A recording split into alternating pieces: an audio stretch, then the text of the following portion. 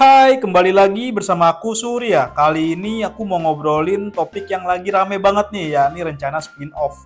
Banyak banget emiten yang mengumumkan berencana melakukan spin-off dari yang udah terjadi seperti Adro Unilever hingga yang baru berencana seperti Breeze, BBTN hingga BNGA. Nah, apa sih sebenarnya spin-off ini dan siapa yang diuntungkan dari aksi korporasi ini? Oke, aku akan jelasin di sini ya.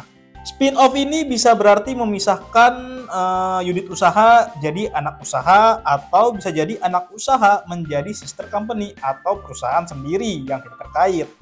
Nah, biasanya tujuan dari spin-off ini adalah untuk merestrukturisasi bisnis agar lebih efisien atau ada faktor lainnya dari internal perusahaan. Spin-off bisa memiliki efek yang berbeda-beda tergantung bagaimana skema spin-off-nya. Adapun alasan melakukan spin-off juga ada bermacam-macam, mulai dari keinginan pengendali, permintaan dari regulator, hingga cara untuk bisa kembali menumbuhkan kinerja keuangan. Nah, kami akan berikan gambaran contoh-contohnya di sini. Misalnya dari keinginan pengendali itu kita bisa lihat skema spin-off-nya Adro dan AADI ya. Dengan alasan Adro mau difokuskan ke bisnis ramah lingkungan, akhirnya mereka spin-off cash cow-nya si Adro selama ini, yakni si AADI yang punya bisnis batubara thermal. Dengan begitu, Adro fokus pegang ADMR di bisnis metalurgi dan smelter aluminium serta pembangkit listrik EBT.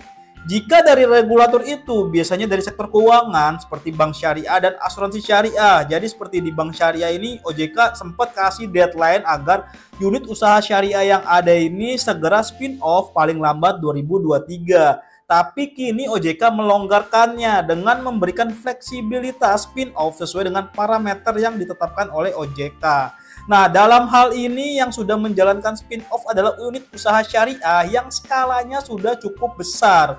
Nah, seperti BBTN dan BNGA. BBTN sudah proses spin-off dengan mengakuisisi Bank Victoria Syariah.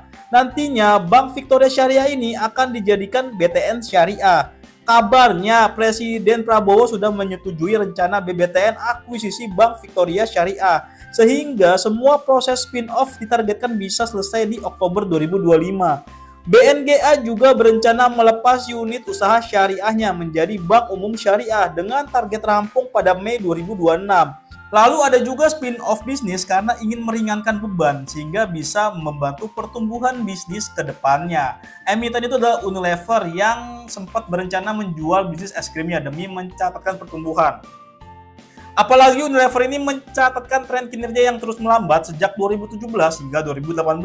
Akhirnya mereka perlahan divestasi bisnis margarinnya dulu sebelum stock split di tahun 2017-2018. Dan teranyar mereka memisahkan unit usaha es krim menjadi bisnis sendiri.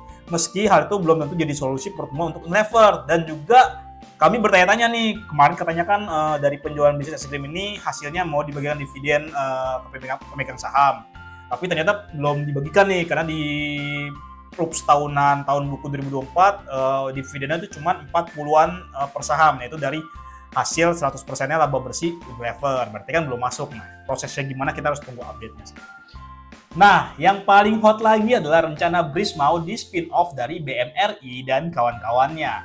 Menteri BUMN Erick Thohir bilang Danantara mau menjadi pemegang saham langsungnya Breeze. Caranya nanti BMRI dan kawan-kawan akan spin-off Breeze dan pengendalinya menjadi Danantara. Di sini muncul banyak pertanyaan, bagaimana cara Danantara bisa menjadi pengendali Breeze? Nah, dalam analisis kami ada 3 kemungkinan cara untuk bisa spin-off tersebut.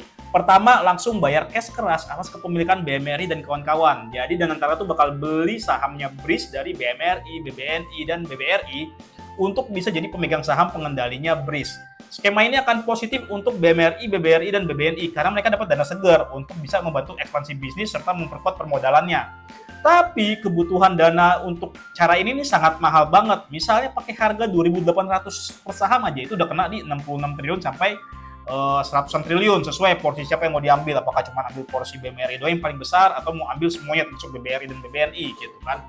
Nah, adapun jika harganya menjadi 1.000 per saham dengan ambil asumsi book value per share-nya satu kali, berarti modal yang dikeluarkan juga sekitar 50-an triliun gitu. Nah, kedua, right issue jumbo. Jadi, Breeze bisa saja menerbitkan saham baru dengan skala besar, misalnya dari total lembar saham saat ini sekitar 46 miliar lembar, BRIS akan menerbitkan saham baru sebanyak 50 miliar lembar misalnya. Dengan asumsi harga pelaksanaan di 1 PBV di 1000-an per saham, berarti Danantara juga butuh sekitar 45-50 triliun sesuai dengan penyerapan saham baru di investor publik juga ya. Di sini Danantara bisa menjadi pengendali dengan mendilusi kepemilikan BMRI dan kawan-kawan yang tidak mengeksekusi saham barunya. Cara ini bagus untuk BRIS karena bisa dapat dana segar, tapi kurang oke bagi BMRI dan kawan-kawan karena terdilusi lumayan gede ya. Tapi Danantara memang butuh dana besar juga untuk eksekusi rights issue-nya. Ketiga, cara PUPS seperti Adro spin-off ADI kemarin. Jadi skema ini BMRI dan kawan-kawan akan memberikan dividen spesial untuk Danantara. Nantinya Danantara akan mengembalikan dana tersebut saat mengeksekusi saham BRIS. Skema ini terlihat logis, tapi akan merugikan emiten-emiten terkait dari BMRI, BBRI, BBNI, dan BRIS-nya juga gitu. Kenapa? Dari segi BMRI, BBNI, BBRI akan dirugikan karena berpotensi keluar biaya saat memberikan dividen ke seluruh pemegang saham. Pasalnya, pemegang saham publik belum tentu menyerap saham BRIS, meski diberikan harga spesial, misalnya 1.000 per saham. Nah, selain itu, BMRI, BBNI, dan BBRI juga harus melepas BRIS quote-unquote secara gratis ke Danantara. Bagi BRIS, kondisi ini juga nggak terlalu bagus jika harga pelaksanaan PUPS di harga 1000-an per saham. Apalagi dari aksi ini BRIS juga nggak dapat apa-apa juga sih. Kalau rights issue kan BRIS dapat dana segar. Nah, tapi kalau skema ini ya nggak dapat apapun juga. Pertanyaannya, kenapa Danantara ngebet BRIS jadi porto kepemilikan secara langsung? Ya untuk dapat dividennya secara langsung juga dan memperbesar skala portonya. Apalagi tren harga BRIS juga terus naik dalam beberapa waktu terakhir ya, sehingga secara market cap terlihat besar dan itu menjadi angka yang menarik jika digabungkan dengan market cap berbagai BUMN lainnya. Jadi apa yang bisa dilakukan dari saham-saham yang mau spin-off seperti BBTN, BNGA, hingga BRIS ini? Kami sih saran satu, fokus masuk saat harganya memang murah, terlepas dari sentimennya. Jadi misalnya nih, BBTN, BNGA, dan BRIS masih berada di area yang dianggap murah, kita bisa masuk. Tapi kalau sudah mahal, bisa skip dulu aja, terlepas dari ada corporate action. Soalnya, aksi spin-off ini bisa memberikan efek yang belum tentu naik tinggi atau mengulang kejadian-kejadian sebelumnya karena skemanya bisa jadi beda. Untuk itu, kita harus melakukan manajemen resiko. Nah, dengan cara kita tetap harus masuk saat valuasi dianggap murah serta belum berfluktuasi yang tinggi. Jadi bisa jadi harganya masih murah tapi fluktuasi udah tinggi banget nih gitu. Sehingga ada resiko jika diukur lebih banyak resikonya dibandingkan peluang naiknya. Seperti itu. Nah, aku bisa nyontohin misalnya di BBTN. Nah, BBTN menurutku akan menarik selama kita beli di bawah 1.500 per saham. Nanti kita tinggal siapkan satu peluru tambahan lagi terakhir jika nanti BBTN turun ke area 700-800 lagi sebagai area risiko terburuk BBTN nantinya gitu. Jika misalkan kamu beli di harga 1.200-an per saham pada 3 Juni 2025, habis itu malah lanjut naik, gimana tuh? Ya udah, kita nikmati saja kenaikannya sampai target story spin-off selesai.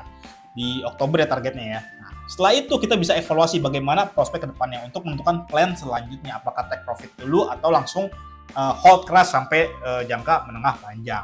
Nah, lalu bagaimana dengan saham lainnya? Kamu bisa konsultasikan dengan Join Mikir Saham. Caranya bisa klik link di deskripsi ya.